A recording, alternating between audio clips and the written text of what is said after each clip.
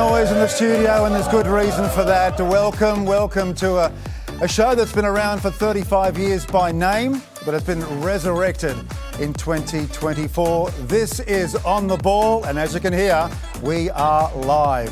Yes, On The Ball is back. It's a program, if you're old enough to remember, that's been around since the late 80s, hosted by the late and great Les Murray and Johnny Warren.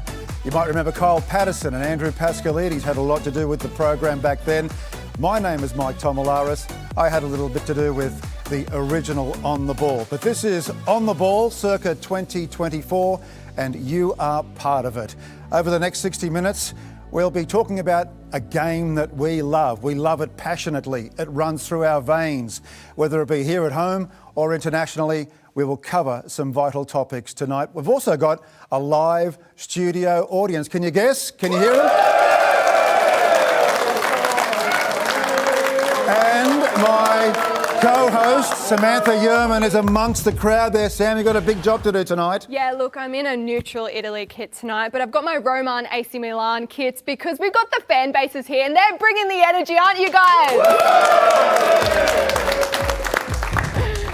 And they're here because there's a big game coming up on May 31 between Roma and AC Milan. We'll talk about that in just a moment.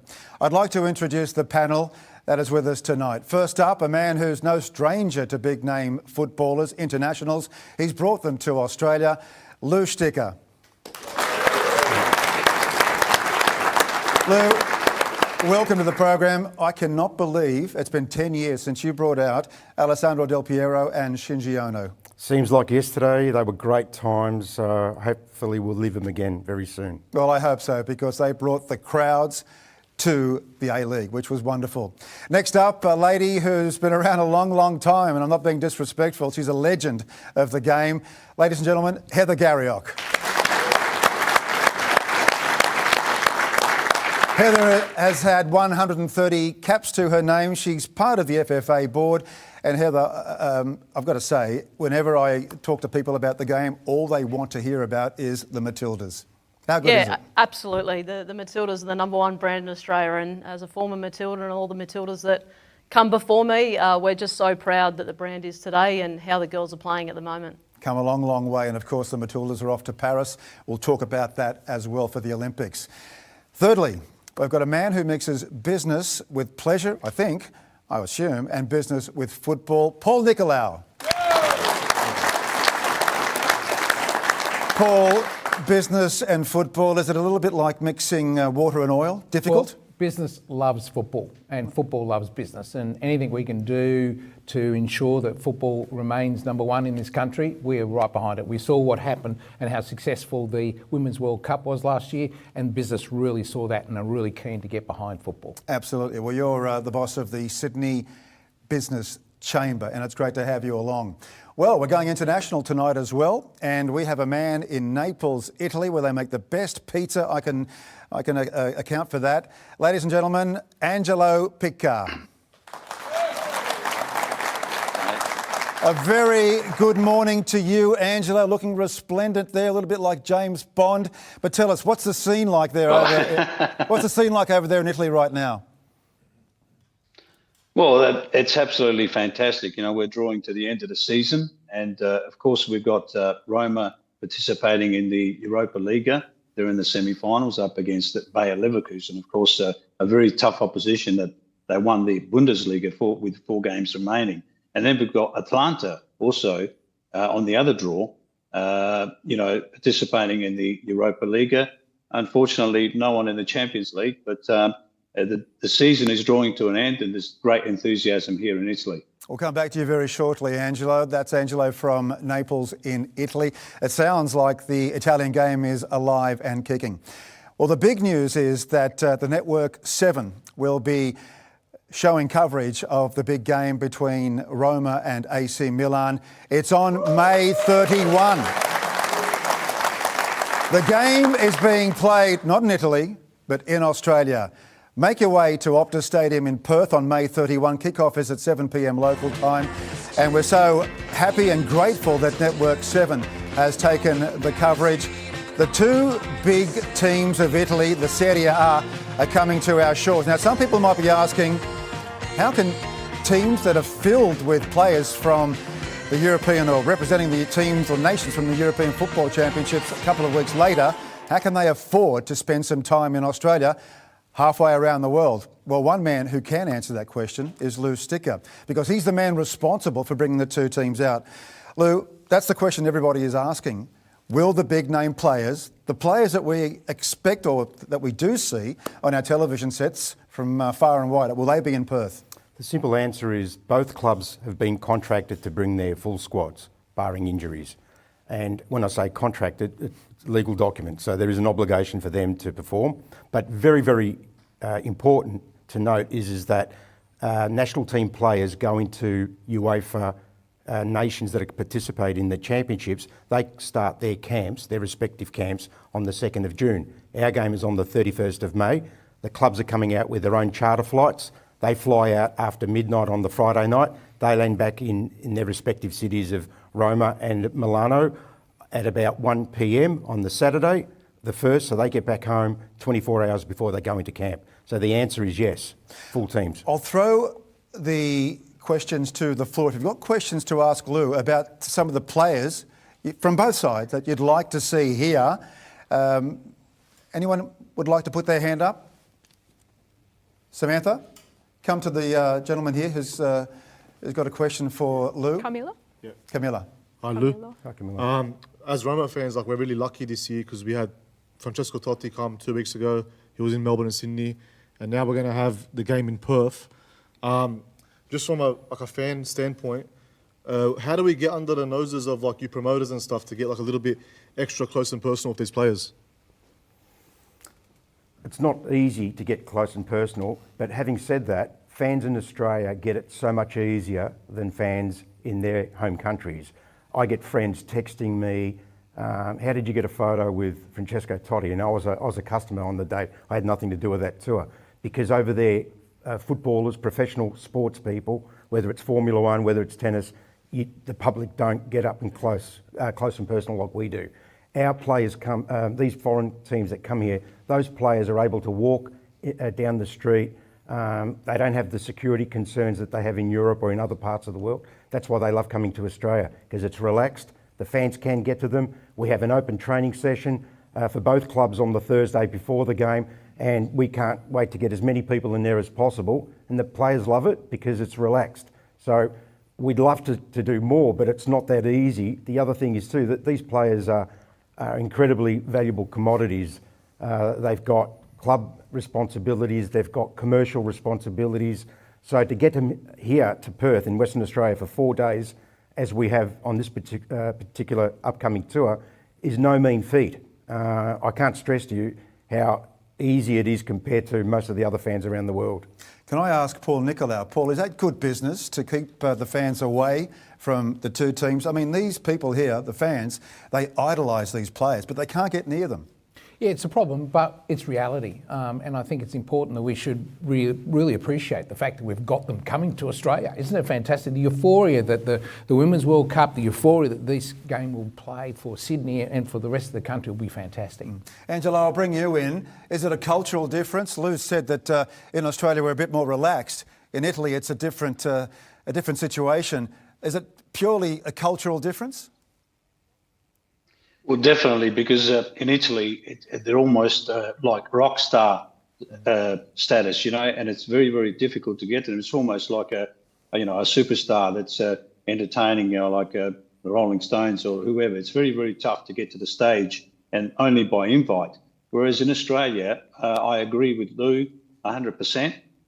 These players will be more likely like Del Piero was. He was very available to the community, the coaching clinics and all that sort of thing, because they know that Australia is a developing country. So I think we're very fortunate, one, with what Paul was saying, and also very fortunate in Australia. I think that they will get close and they will sort of like be made available to do autographs and all that sort of thing. But in Italy, it's an absolute frenzy. It's very tough to get to the players.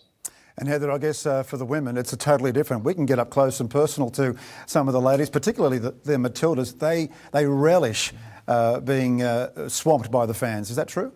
Yeah, for sure. We obviously saw it throughout the Women's World Cup, and I think that's the reason why Australia and globally they're a really big brand, is because they're humble. They've transitioned from being semi-professional players to now professional players, and we've got superstars in our own right. We've got Caitlin Ford coming over for Arsenal, Steph Catley, Sam Kerr for Chelsea, one of the best players in the world. So, I think that the connection between the professional players and the fans are really important. But I'm sure Totti out here in Australia is a dream come true. But to be honest, Lou bringing Del Piero out here, I saw him a couple of months ago, and he still says to this day it's one of the most memorable moments of his career. Him and his family and the kids, the couple of kids were there too, and they said the same thing. So not always just about football. It's about more than that as well. But yeah, look, I think in terms of the women's brand and the Matildas, that's why they're so loved, because they're so accessible. Lou, when Del Piero and Shinji Ono came out here 10 years ago, I think personally the A-League reached a peak. And unfortunately, it's been on a downward spiral since. Why don't you or the FFA bring out big name stars? It worked 10 years ago. You look at some of the stands and stadiums today, they're empty. Football is a global game. It's cyclical. Certain markets come high, drop off, others come in. So at the moment, or say 7 or 8 years ago, I spent a lot of time in China, and the Chinese league were throwing money around like confetti. And even at the time I thought, this doesn't seem sustainable. And as we've seen, that's dropped off. And a lot of foreign players were going to China purely because the money was just incredible. You've now got the Kingdom of Saudi Arabia that is leaving everyone else for dead for that sort of financial gain. And, people might say, players are greedy. No, players have got a very short career, and they've got to make the most of it.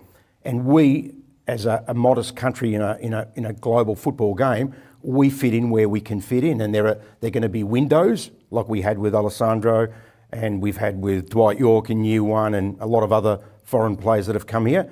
And at the moment, the window's very, very closed. I'm sure that in 2, 3, 4, 5 years, don't know when, but it'll definitely reopen. We're seeing that some of the foreigners that have gone to the KSA are now sort of terminating their contracts. They're not adjusting to the lifestyle there. I think you'll find that Australia will become an attractive place to come out and play football. And that's the same with teams that are touring. We found it very hard to attract teams to come out to Australia. And then about 8 or 9, 10 years ago, we started to land one, and then they have a great experience. They go back home, they talk about how welcoming, how safe, how accessible Australia is for the fans, the quality of the training pitches, the food, the security, and the word spreads. And that'll happen again with the players. Well, let's ask the supporters here. Who would you like to see from your club come here and play on a full-time basis, or a part-time basis at least? Are there players, and do you think you'll see it in your lifetime as supporters of AC Milan and AS Roma? Anyone? Luis Suarez would be nice. Yeah. Any other potential players, guys? Zlatan? Are there any other issues? Are there any other issues as supporters that you have that you might want to address to the panel here? And even Angelo in Naples? Yeah, I've got Camilo, our favourite. all the questions. You're talking about like empty stands in the stadium and stuff. And is there any chance of like bringing back some of the old NSL teams through promotion and relegation, and maybe like that'll reignite some of the older fans of football here? It's like I remember as a kid going to my parents taking me to Marconi Stallion games, and like I'd love to see them in the top league again. And I'm sure if they were, like a lot of people would flock to the stadium. Well, maybe that's a good question for Angelo. Angelo was heavily involved with Adelaide United. Angelo, promotion, relegation, is it viable in the A-League in this modern era? Well, I think the first thing that's important is the long-term viability. I know there's a second-tier competition happening. 8 teams have been selected. But, I think the first thing is that having long-term viability, because, Marconi, Sydney Olympic or South Melbourne could come in to the A-League and, they've got a lot of fan base and membership base.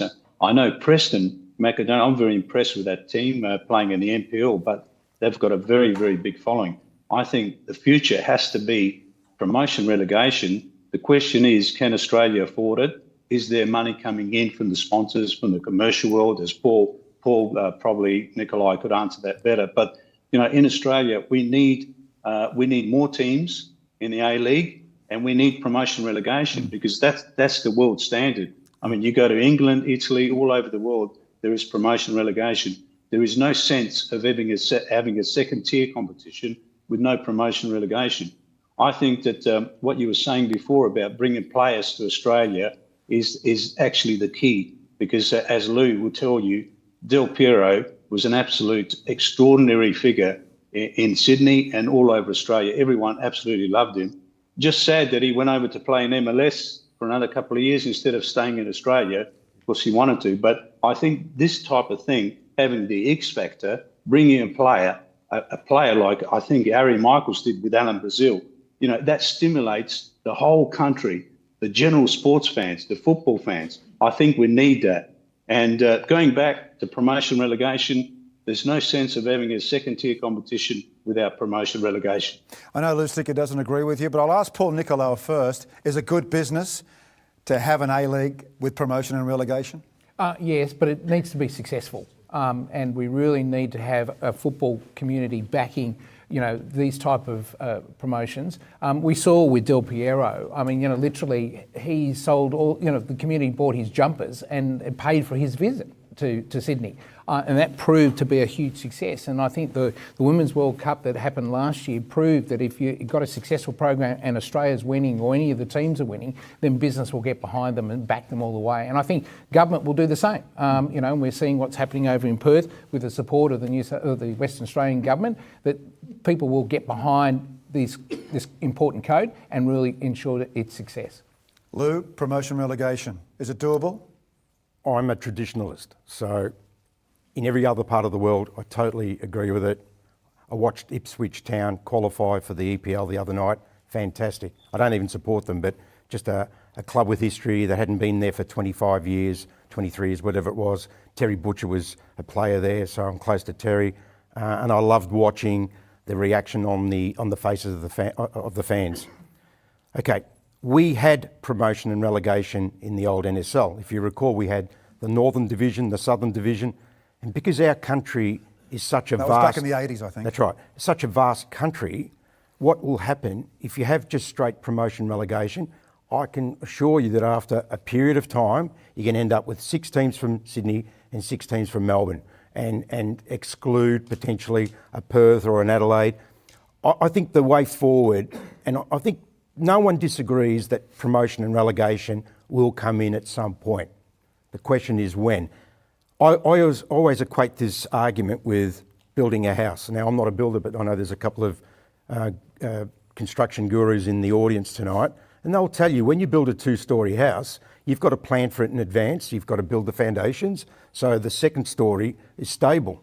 At the moment, it wouldn't be offending the owners of the clubs and everyone else involved with the A-League. The A-League is struggling, and until those clubs come back into the black, I don't think, a failing scenario, adding more stress to it is not the way to go. We need to remotivate the owners. You talk about Alessandro Del Piero. The reason that Alessandro Del Piero made it to the A-League is because you had 2 incredible owners in David Traktovenko and Scott Barlow.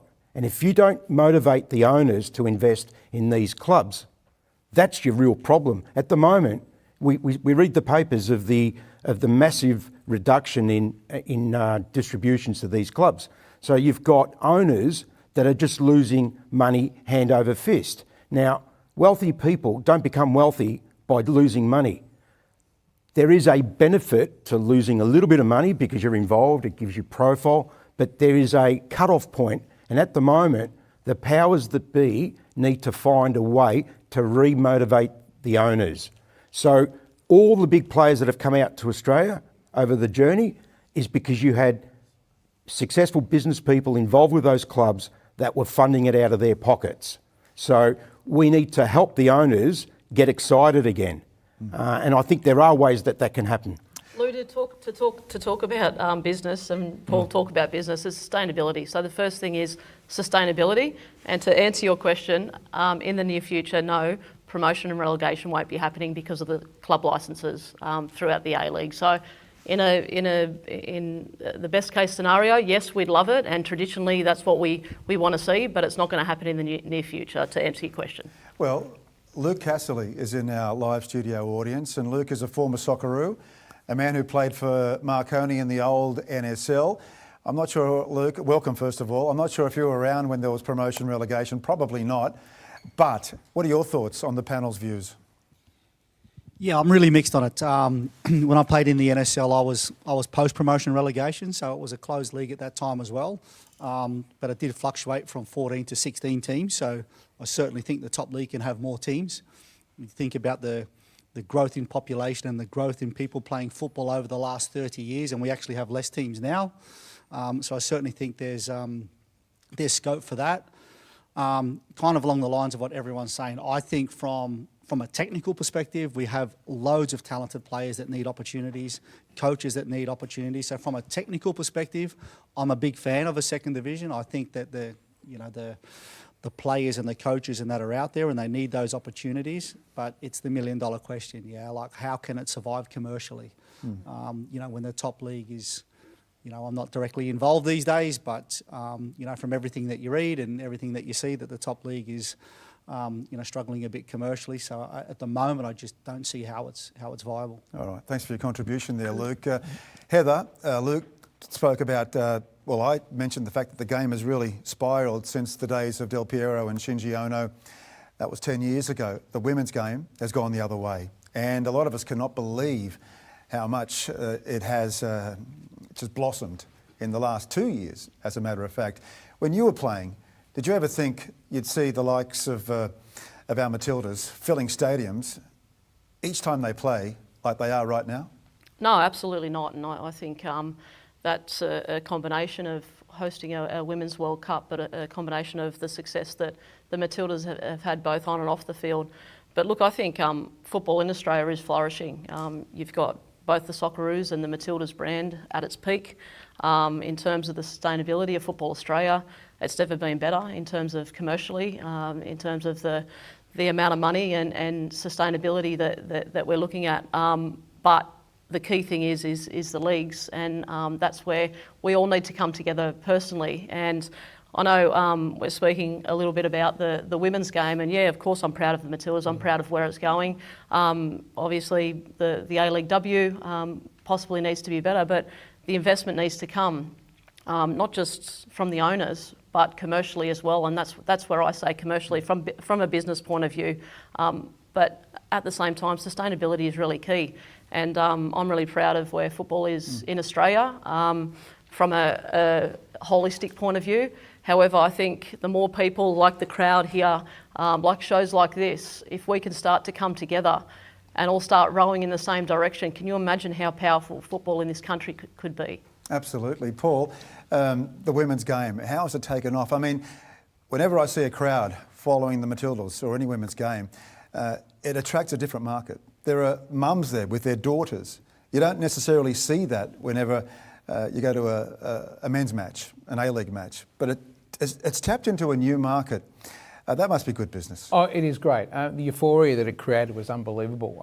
And you saw the crowds turn up to the games. You saw the sale of merchandise. You saw the people going into pubs and clubs and cafes and restaurants watching the game.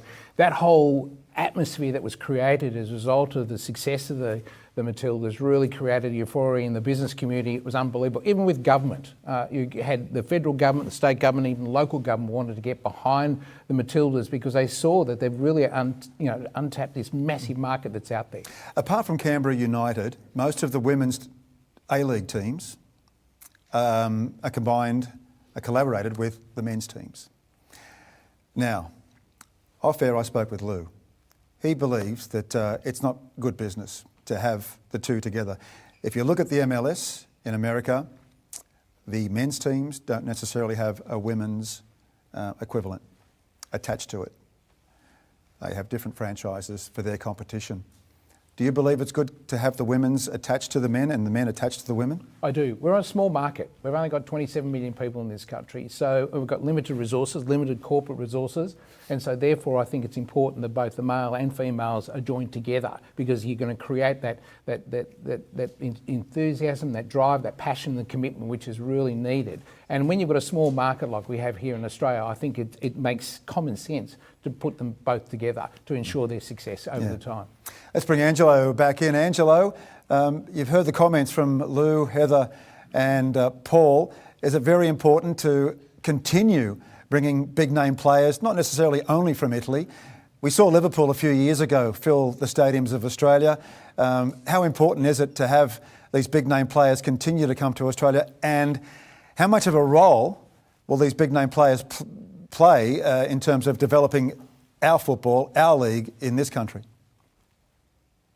Definitely. I think that's the way to go, because they definitely stimulate our fans. And we all know what the Matildas did. It's almost like a Netflix movie. You know, I think that everything went right. And it's just a shame that our marketing department didn't really tap into the audience or the fan base, you know, because that's really the sample of going forward. The Matildas, as Heather said, the Matildas and the Socceroos are the biggest brands in the country. And it's just a shame that we haven't taken the opportunity to tap into those fan base while they were there, because everybody was following the Matildas. It was just massive. But there is so much to do with that. In terms of marketing, that's what we need to do. We need to tap into that audience, because that audience loves us. We found out that the general public, even the AFL fans were watching the Matildas. Everybody loved the Matildas. So you've got to take the opportunity and really maximise the opportunity while you have the fans there. I think that there's two things we need to do with the A-League to bring it back to where it was when we first started with 8 teams with Frank Lowy, is to bring some of those players over to Australia, just like Harry Michaels did with Alan Brazil. It was absolutely a huge success. Del Piero and so on, Dwight York. I think we need to do that all over again.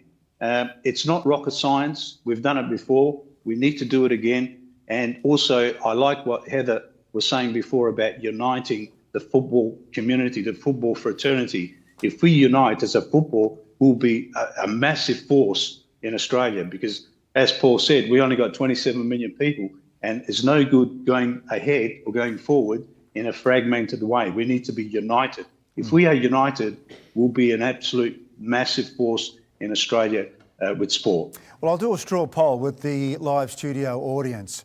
Obviously, I would imagine that most of you are heading over to Perth to watch the big game between Roma and Milan. Am I right? Yes!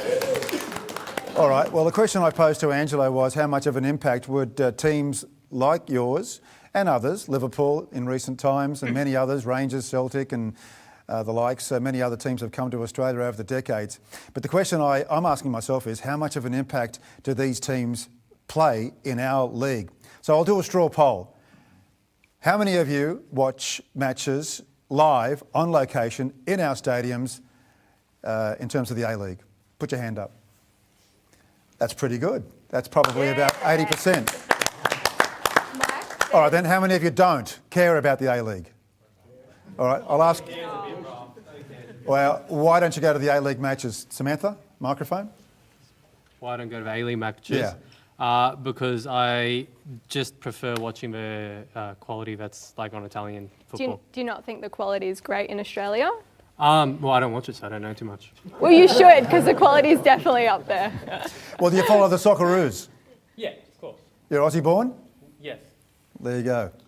Lou? I think there's a bigger picture here. I think if you look at all our domestic leagues, the A-League isn't tracking as bad as what some would make it out to be. We're comparing a lot to the AFL, so I'm a Melburnian, and the AFL completely dominates the scene there. But I had one of those, the light bulb came up moment. I was in Qatar a couple of years ago, and I'm looking at the 10,000 Aussie fans there, and I'm walking through them, and I could recognise one face, and I didn't recognise these people. And then it sort of, the penny dropped. if you take the AFL is the World Cup of that sport every single week. It is the best of that chosen sport. Every other league, rugby league, A-League, and so on and so forth, we're a very, very small population and we're saturated with sport. So we're competing. And what's happening as a country, and perhaps, again, maybe I'm too influenced by Melbourne, Melbourne's become an event city. We'll go and watch the Matildas because they're playing in a World Cup, but those crowds don't translate to the W League. We'll go and watch the Socceroos, but those crowds don't necessarily translate to the A-League. Why? Because we're an events country, an events mentality. So, Melbourne, January, tennis, dominates the scene for the whole month. March, Formula One Grand Prix. October, MotoGP. November, the horse racing carnival. Okay? So what happens is people, we remember that the working class have got X amount of dollars and they've got to decide what do they do. And we all know that the economy isn't that good at the moment. We know that people's costs of living are going through the roof. So there is a limited, a finite disposable income. So people choose where they spend their money. So a lot of that money goes to events. So we're competing against that backdrop, and that's why at times, even though I can find faults, but we are probably very brutal on the A-League because we're comparing them to the AFL. And if you take the AFL out and compare the A-League to every other domestic league, every other domestic sport, they're not tracking as bad as what we think. Yeah, I tend to agree with you there, Lou. We have got a question in the live studio audience. Samantha? Yeah, we've got a few good questions. It's actually from me. Camilo, you formed this fan group. Tell me, how did that come about, the Roma fan group here in Australia? So, like fan clubs for Italian teams, they're a common thing amongst like Italian culture, so to speak. Like there's many Italian fan clubs for different clubs around the world. And we made our club started in 2011 from like a simple online group. Yep. And it evolved since then. In 2015, we got officially recognised by a fan club organisation in Italy. And how many people do you have now? We have it changes every game. Depends on what game we're watching together. But there's 5-6 core members. Yep. And we started watching. We have a location in Sussex Street, and so that's it. Yeah, no, that's great. And Dom, can you tell me more about, what a game day looks like? Obviously in Australia, you're hardcore fans. You're getting up at 2 a.m. to watch. What does that look like? And, you have a location now. So what's going on there? Any drinks at 2 a.m. or what's going on? Well, you say getting up. It usually involves staying up the entire night. And then we'll go to Kaz Cafe, Kaz Tower in Sussex Street. Not sleeping? No, can't sleep. Too excited. And then we've been getting bigger crowds, as we've been saying, and so have coffee, have some croissants and whatever, and watch the games. It's fantastic. We love to see it. And, AC Milan also have a group. Daniel, you're the president. Tell me, how did you form that and how did that all come about? Well, we founded the club in 2010, and the reason being is we wanted a place to collectively come together as like-minded people and to leave our lounge rooms and watch the games together at 2 a.m. Yep. Plus my wife goes for Juventus, so I have to get out of the house somehow. You have to sneak out. And I think that was important to continue the Italian culture and our footballing culture here in Australia, and to have a place to collectively go and watch football. You spoke about Marconi back in the day. Have you ever gone to a game there? You watching it there? Of course, I was in the stable as a junior. I loved Marconi. I was there as a kid, and now I follow the Wanderers as well. So I think, for me, football is something I enjoy, and it's an escape from reality. That's something that I enjoy doing at I all love levels. that. It's fantastic. And Marco and Gianluca, for you, football is family, right? So, you're not actually from Milan. So how did that come about? How did you start supporting them? I fell in love with Franco Baresi, and then it translated to Paolo Maldini. Maldini's, yes. Yeah, so it was in my blood then, and it's never gone out. And you and your son watch together. Is that something that, it's family? When you get up together with dad at 2 a.m., it's something that you always know you're going to do together? Is that what it is? Yeah, I feel like it's something I look forward to. Brings everyone together and it's just exciting. So weekly, whether it's 4:45 in the morning, 2 a.m., we're there, we're ready. Every game? Yeah, every game. Not missing one? Can't miss one. I love it. Love the commitment. Maurice Licata is someone that I've known for years. We spoke about Francesco Totti before. He obviously came to Marconi recently. How was that experience, and how good was it for all the kids to get to see Totti and to have him there? Yeah, it was a fantastic experience, and it was over 300 kids, and there was over 1,000 supporters. And Francesco Totti was a true gentleman. He signed autographs, photos, and also he cut the ribbon for new 2 soccer fields at the back of the Marconi. And people were just getting excited. There was adults were crying to meet Francesco Totti. Be their goat. Yeah, so he's a king of Roma. Yeah. And he was just a legend. So good to see, and you know, there's definitely an appetite for football here in Australia. Yeah, absolutely. That's Samantha Yerman talking to our live studio audience. You are watching On The Ball Live. This is On The Ball Live 2024 edition, and it's great to have you wherever you're watching right across the world. Well, let's move on a little bit now, and we're looking forward to the Paris Olympics. They're only 78 days away. And some of you might be saying, well, it won't be so good for the Olyroos because they're not there. It's hard to believe they won't be there. It's a shame they won't be there. And we'll talk about that another time, but not to score a goal in the qualifiers and get beaten by Indonesia. With all due respect to the Indonesians, they've never beaten an Australian team before. Let's just talk to Tracy Holmes. It's a pleasure to have Tracy here. Tracy, how important is it to have the Matildas represent us at the Olympic Games? An organisation, by the way, congratulations to you for receiving the medal for IOC. Women in Sport Award. Yeah, congratulations. Thanks for that. Oh, thank you. So, First of all, I want to say congratulations to all of you for doing this and everyone that's here, because you really are hardcore, and this is the world game. And so I'm very much an outsider, but I do... Well, I worked with you back in 1998. Yeah, we did. 98, France 98. We had some good times there. But the Olympics, you know, it's a different ball game again. But the Matildas are there, and I think one of the things that Heather was saying, you know, this is the team of the moment. This is the team that everybody in Australia follows. And so it's great to see in such a short amount of time from the World Cup to Paris that they're still going to be in the limelight.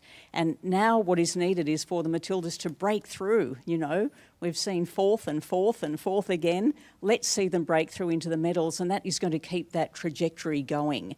But you mentioned before, Mike, about watching mums and little girls. You know, the crowd is very different. I've got to say, following the World Cup around and covering it for the ABC when I did, the crowd is everybody.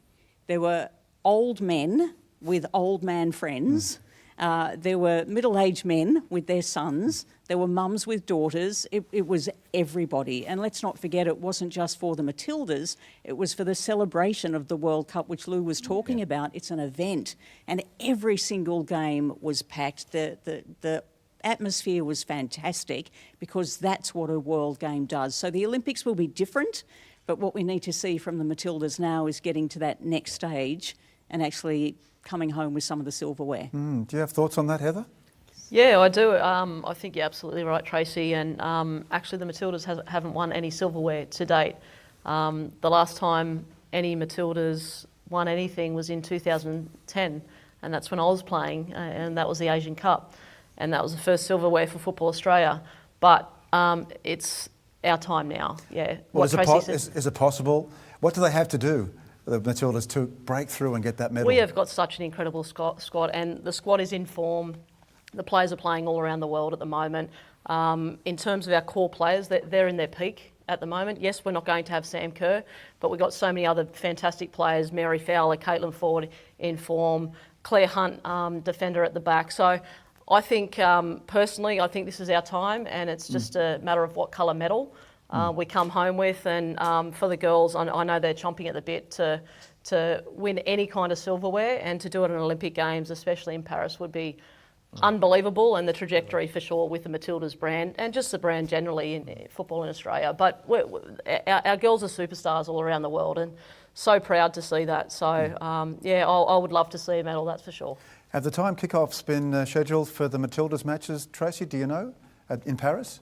Not yet. not yet, but we might be watching them at 2, 3, 4 o'clock in the morning, given the time differences. Let's move on now, and the A-League has been around since 2005. We had 8 teams back then. In 2024, in 6 months' time, when the new season starts, the next season starts, we will have another team. The team is based in New Zealand, the second team to come from the land of the long white cloud. The name of the team is Auckland FC, and I've got the head of football with us, join us all the way from New Zealand across the Tasman. It's Terry McFlynn. Round of applause.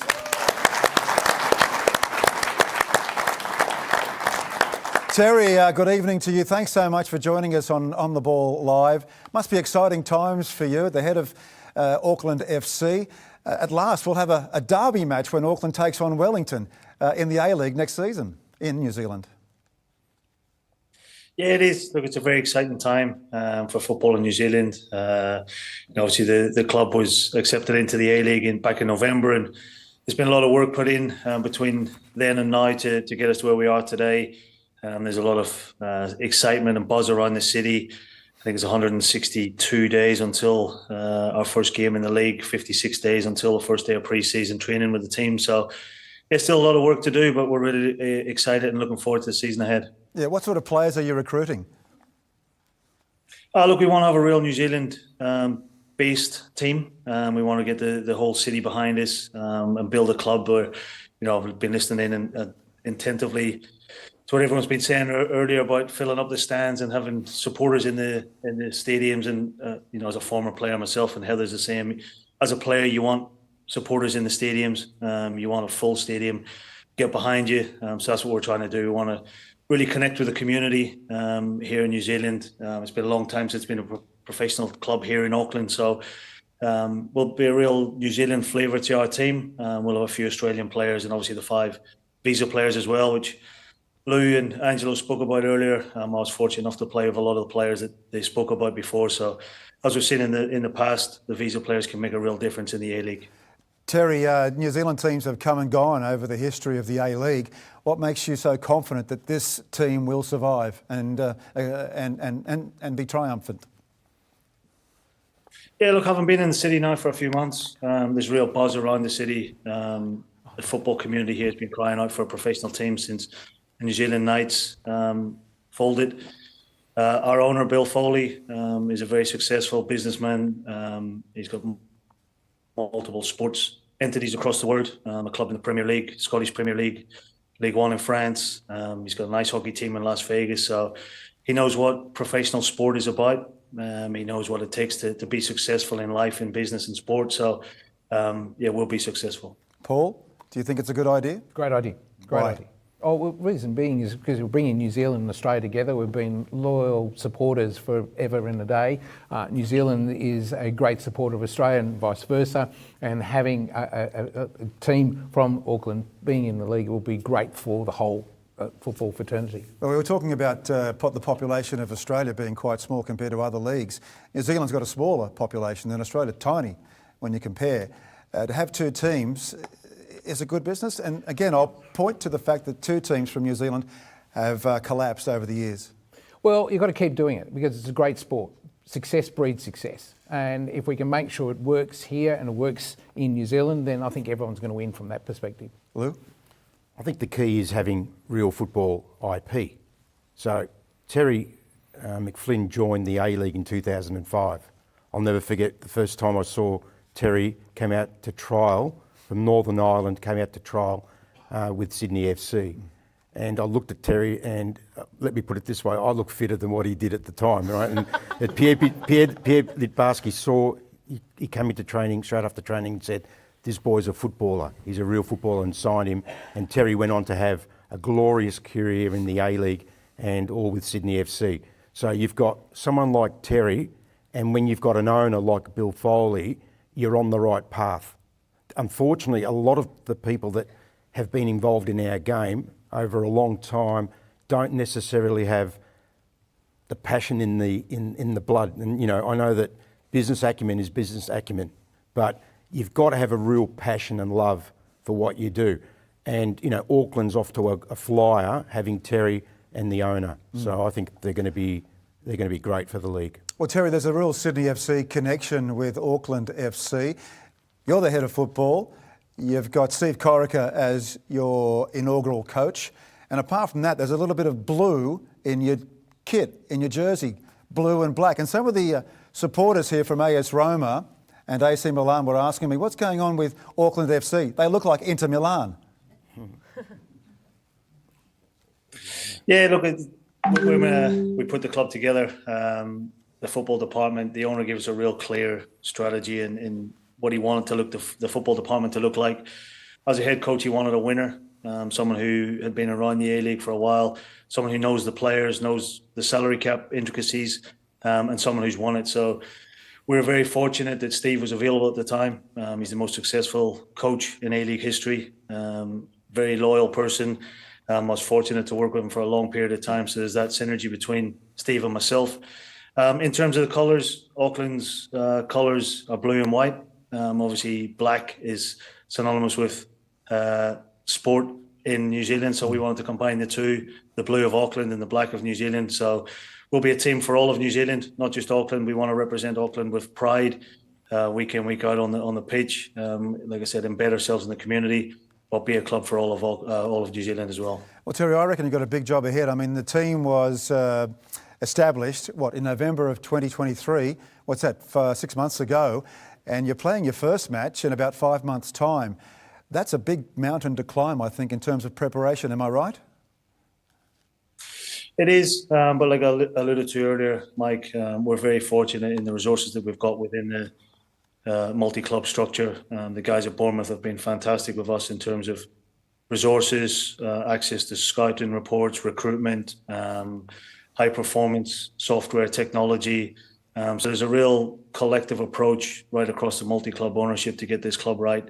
And I think, as Lou said earlier, we're not just thinking about the A-League, we're looking at this as a global project. We want to be a football club that's as big as anything that's been in the A-League and bigger. If we're serious about taking the A-League to another level, then we have to think global. I think James Johnson mentioned it previously, think global and act local. And for us, we've very fortunate position that we've got a multi-club ownership. We've got an owner who owns a club in the Premier League, the best club in the world.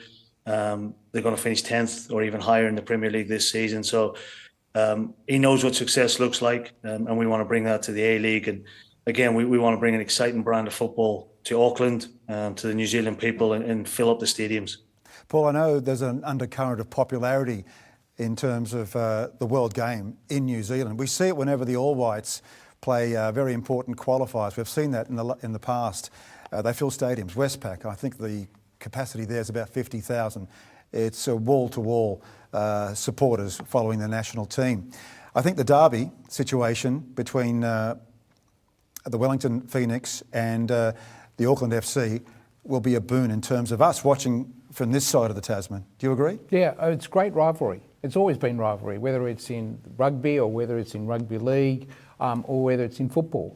The fact is Australians like playing New Zealand, New Zealand likes playing Australia, and it's a great thing for trade, it's great for business, it's great for the euphoria in the community to get behind. And a lot of people from New Zealand live in Australia now, so there's backing there, and there's a lot of Australians who are over in New Zealand, and I think that's really important. It also shows the fact that we've got business leaders who are willing to back the game. I mean, you've got how many of these wealthy business leaders who are willing to back each of these clubs in the A-League, which is a fantastic thing, and it's great product. I'll ask this question, Terry, on behalf of Heather. Will there be a women's team linked to the Auckland FC? Yep, our A-League women's team will join the competition in 2025. We'll also have an academy team that will join in 2025 as well. So we're working with New Zealand football at the minute in regards to what that timeline looks like for our girls team, whether we'll join the NRF local competition here first and then join the A-League women's in September, October 2025, or we'll join the A-League women's first and then join the NRF after that. So we're having discussions in a minute with some players, with some coaches, but certainly the A-League women's team is a high priority for us as well. Great news, Tez. That's wonderful news. That's what I like to hear. More teams, and the one question that we often get asked is, in particular about the Wellington team, is why would Australia want to strengthen New Zealand when they're rivals? And I remember the question coming up in the boardroom, and it's something that I think is really important for the league. It's not about us versus New Zealand. It's more about strengthening the league, and that's why I'm super excited to see. And some of the quality players that play abroad in New Zealand, most of the New Zealand national team plays abroad. It's a wonderful opportunity for them to come back home and be able to apply their trade. But not only that, is to strengthen the A-League W as it's going to strengthen the men's league as well. So great news, and look out the rivalry between Sydney FC and Auckland FC. Yeah, definitely, Heather. Look, we've been around, like I said, for the last few months here, and we've gone out and watched a lot of games, boys, girls, kids, men's, women's. There's a lot of talent here, and I think the opportunity for, as you said, a lot of the girls are playing abroad purely because there was no opportunity here to be involved in a professional environment outside of Wellington. So for us to be able to provide a pathway and an opportunity for local girls here is something that we're really serious about. And obviously at Bournemouth, we've got a girls team as well. So there's a genuine pathway now for New Zealand girls into our club and then on into Europe as well. Terry, we've got a live studio audience here. They're lovers of the Italian game. But Sam, you might have somebody that may ask a pertinent question. Hi Terry, good to see you.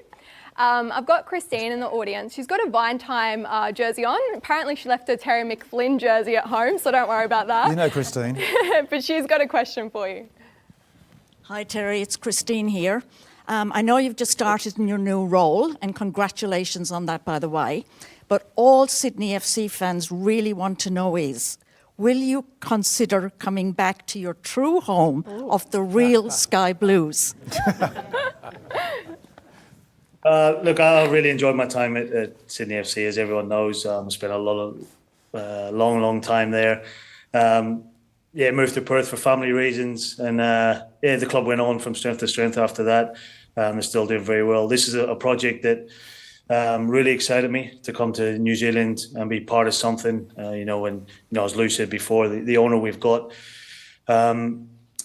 At 78 years of age, to have the ambition and the drive and the passion for football and the passion to be successful, it was something that I wanted to be part of. I was out of the game for a little bit, and this was something that drew me back in, just to be in that environment again where success is what you're driven to every morning when you get up and get out of bed, and helping players achieve their dreams. I was a kid at one point a long time ago with a dream to become a player, and if I can help some of these young kids here in New Zealand, both boys and girls, achieve what they want to achieve in professional football, fill up the stadiums, get a successful team, help the A-League, then that's what we're all about. Yeah, good on you, Terry.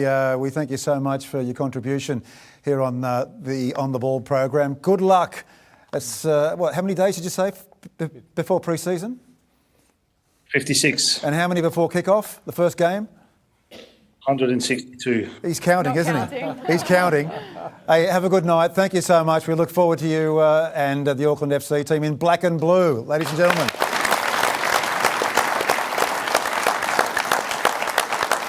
Fancy creating a jersey that looks like AC Milan, right? Right, okay. You're watching On the Ball. We're live right across Australia, and if you are watching in other parts of the world, we'd love to hear from you. Well, the big game, May 31, is between AS Roma and AC Milan. We've got our supporters here. How about some noise? Who's going to win? Dumb question, I know. How important is it to have more teams, not just Italian teams, but teams from Europe and other parts of the world here? I'll ask you, Heather, whenever the Matildas play, it doesn't matter what nation they're up against. Sure, they're here, the supporters are here to watch the ladies go around, but the opposition makes a huge difference as well. But despite that, the Matildas still seem to pack in a capacity stadium. It's unbelievable. How do they do it? Well, it's taken a while, because I remember the biggest stadium in 1999 when I was a young 16-year-old was 10,000. And that was the biggest crowd we ever had.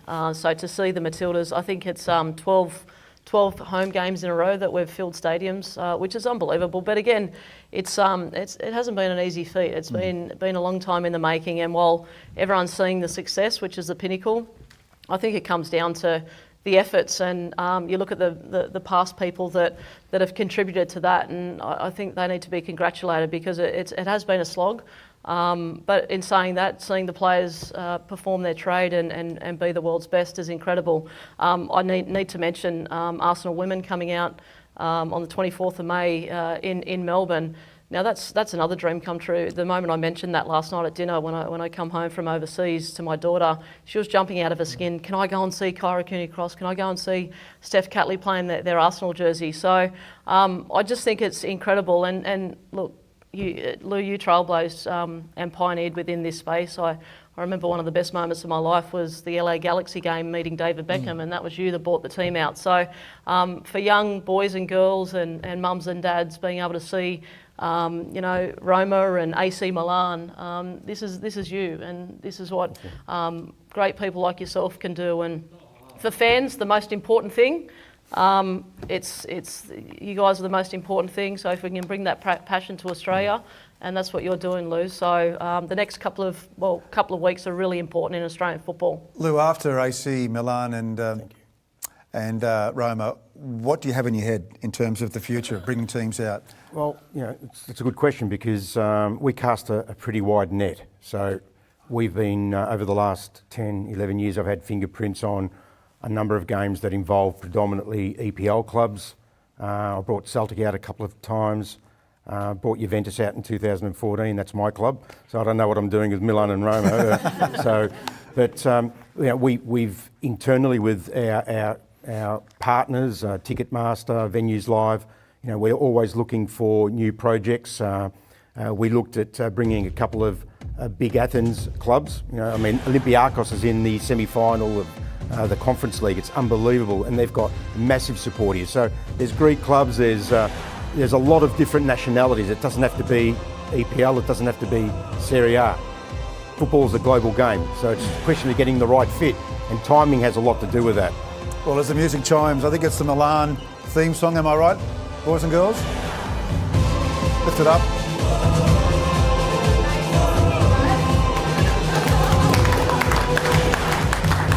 Well, we've got Angelo Pick back online from Naples. Angelo, I would assume that you've been listening in, tuning in. What are your thoughts on tonight's program? Have you got any comments to make? Can't hear you, Angelo. Has done a tremendous job, and we need this type of show, like Heather was saying, to discuss all the hot issues and bring to the forum all the important things about football. But before I say the next thing, I was hoping that Lou Sticker would mention Napoli, SS Napoli. It's called, Lou. I thought he might bring Napoli to Australia. Well, because obviously they had a very successful year last year. Is Napoli possible? Yeah. We've spoken to a lot of clubs, and Napoli's one of them. Over the years, I think I've met pretty much anyone in football. But look, a lot of the times it's not just the money. Timing is a key element, and a lot of the leagues have to do pre-qualifiers for the like say the Greek clubs, for instance. They start their seasons very, very early because they've got to qualify for Champions League. So it's not easy to get clubs here, and it's getting actually harder. FIFA are taking on more clubs in their own FIFA World Club Championship, so it's not going to get easier.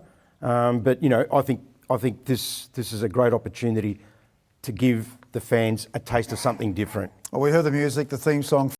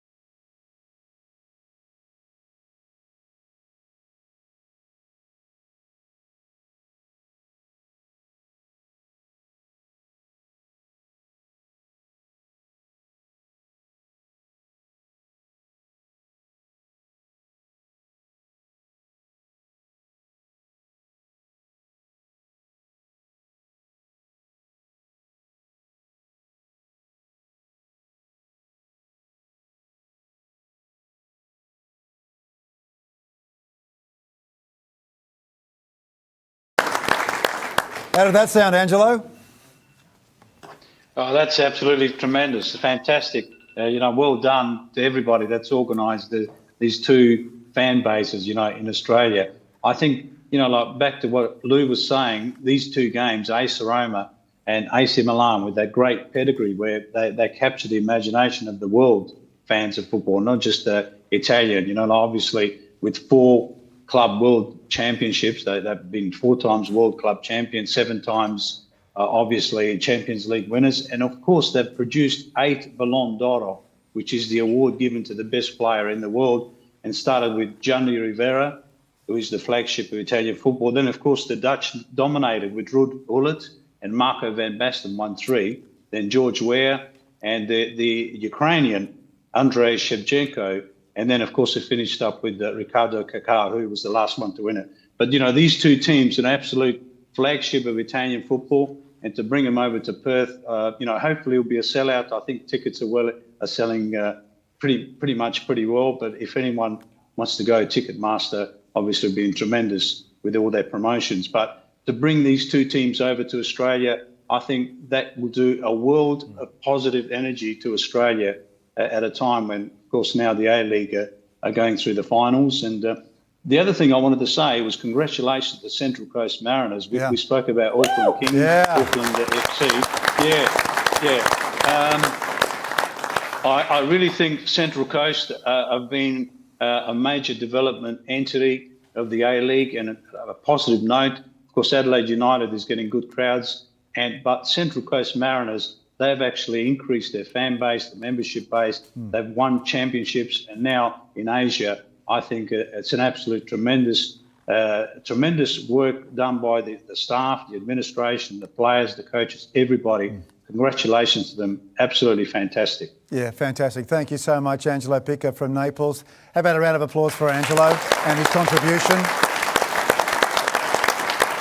That just about wraps it up for our On the Ball program 2024 edition. I've got a few people I want to thank. The production team has been outstanding, particularly Theo Fotopoulos and also Elia. They have been Harry Michaels' right hand man and woman. That's what I'm trying to say.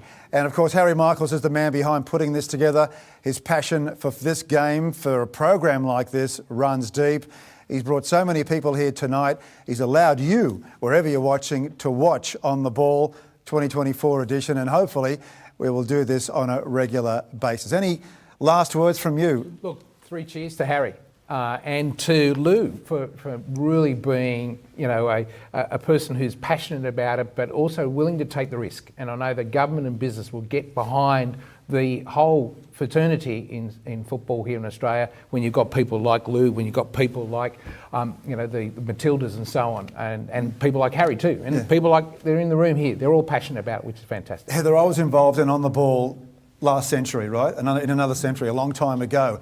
And we never spoke about the women's game.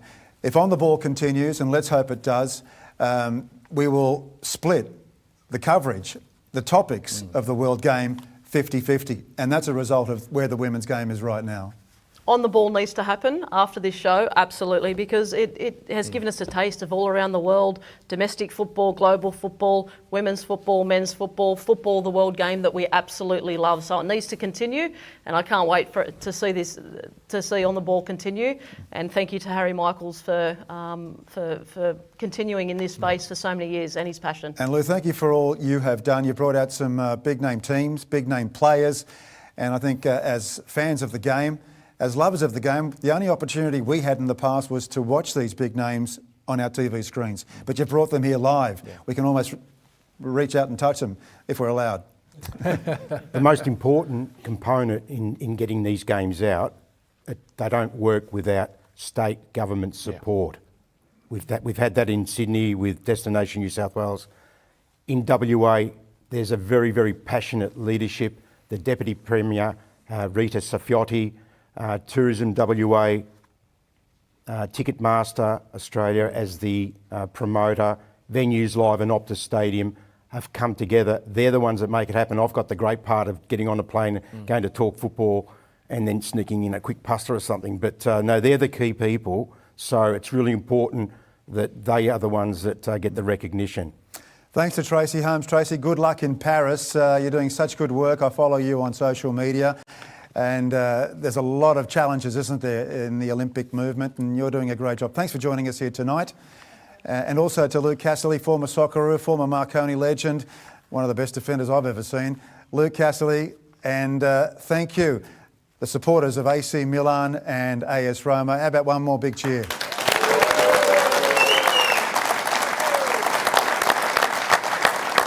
Samantha, great job there controlling that crowd. They're a bit loud, aren't they? I think it was the best audience we've had. Thanks, guys. Good job. I love the energy. And for you at home, don't forget, get your tickets now. The big game, May 31, 7 p.m. local time in Perth kickoff. It's Milan versus Roma. The two big Italian teams from the Serie A, they're playing on our shores. You don't want to miss it. And if you do miss it because it's too far to travel, then you can watch it on Network 7 live and exclusive from 9 p.m. Eastern Time, straight after the AFL, so I'm told. Thanks for joining us. Thank you, everybody. On the Ball Live. We'll do it again soon.